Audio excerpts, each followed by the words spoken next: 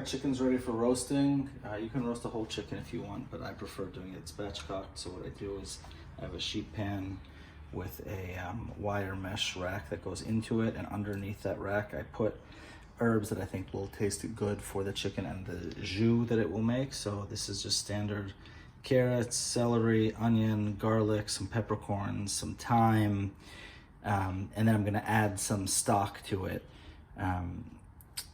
just to make sure that things don't burn down there. You don't really need the stock, but it can often burn if you don't. So I've already spatchcocked one of the chickens. I usually like to do this with 2 chickens, but what we do is I take the wing tips off. So you can see there's a little sort of nook underneath the edge of the wing, and you just cut right there. That's one of the wing tips.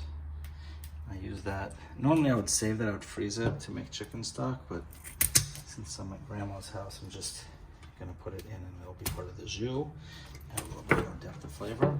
So then you take the chicken, this is breast side up, now you put breast side down, and you come from the back end, right? This is the chicken's butt, and to spatchcock you have to take the spine out. So this is the spine. I'm gonna cut on either edge of the spine, just at the edge of the vertebrae. Helps to have a good set of poultry shears, but any set of kitchen scissors really can do. So you go down one edge of the spine, and then down the other. And now you have the spine. Normally, again, I could just save this for stock, but because that's not gonna happen here, instead I'm just putting it underneath. And it's gonna help build some of the flavor in our jus. So once you've taken the wing tips off and the backbone out, kind of flip the bird breast side up, and then you press down until you hear a crack, and that cracks open the breastbone and helps flatten the chicken out. And so here we have our spatchcock chicken. I'm putting it breast side down for this second because I'm gonna season it with kosher salt and freshly ground black pepper. I have them here so that I'm not contaminating the source with all these chicken juices. So you can see I'm just liberally seasoning with kosher salt, freshly cracked black pepper, and then I'm flipping the birds over like this, and positioning the birds is actually pretty important. So what you want to do is turn them so that you get it as flat as possible, but you want to turn the legs out. You want to kind of tuck the wings underneath if you can, just so that they don't burn. And there you go, that's one. Here's the other. The legs out at the side. And there you have it.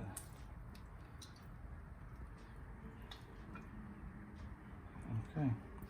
And then again, liberally seasoning with salt and pepper. You can add oil if you want to help with the browning, but honestly, you don't really need it. There's so much oil in the skin of the bird that it browns pretty nicely.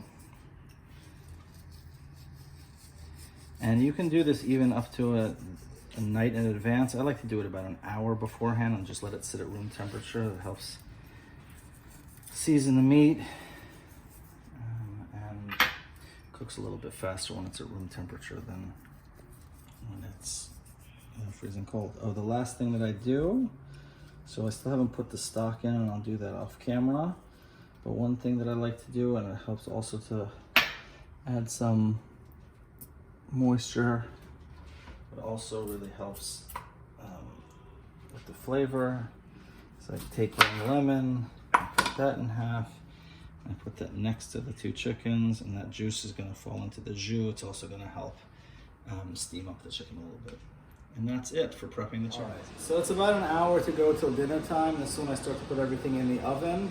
The chicken usually only needs about 50 minutes, but you want it to sit and rest, so an hour is good. So the only thing we added was a little bit of stock, just enough to kind of coat the bottom so that it doesn't burn. There's going to be plenty of added juice that comes from it. We put it into the same oven, 425, as the potatoes. I want the chicken fairly close to the top of the oven because that's gonna give extra. So the chicken has hit 160 degrees. It was in for, like I said, about 50 minutes or so. You can see all the jus that has collected in the bottom that we're gonna strain off. And we're gonna let the chicken sit for a few minutes. And we'll take care of everything else. Chicken, it's rested a little bit. We start by cutting off the thighs. So we're cutting here at the thighs. You can see the juices are clear, so that's one way to know that the chicken's actually done. Also, you can see that the drumstick goes inlay. Trying to find the spot where they attach. So there's your thigh. There's one drumstick. And do the same thing on the other side.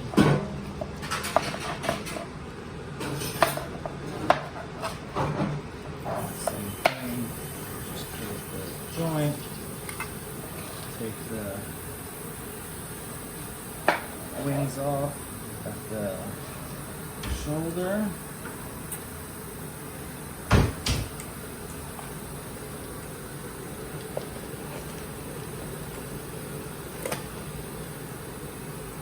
And then for the breast, you just slice down right to the edge, adjacent to the breastbone. The problem is that this is really hot still, even though we're going to rest. A ton of juices. Back in here.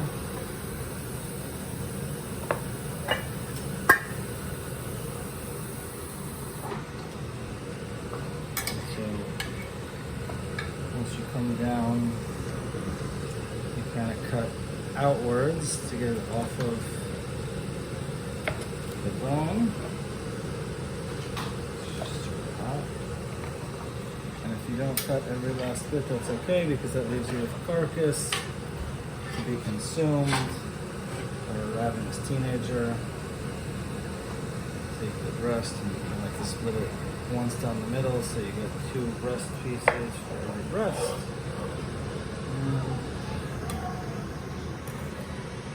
That's it. Same thing on the other side. I spin it just because I'm right-handed and it's a little easier.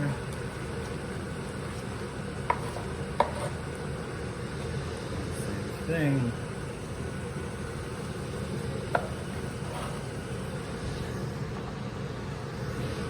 And there you go. We have one whole carved chicken.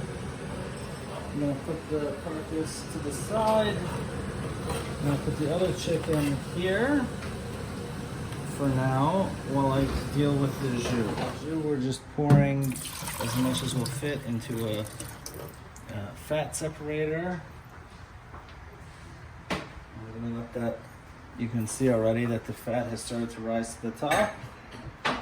So this will allow us to skim the fat off and just pour the jus, and then we'll save the fat for later as we'll put in the fridge and it'll become schmaltz, rendered chicken fat.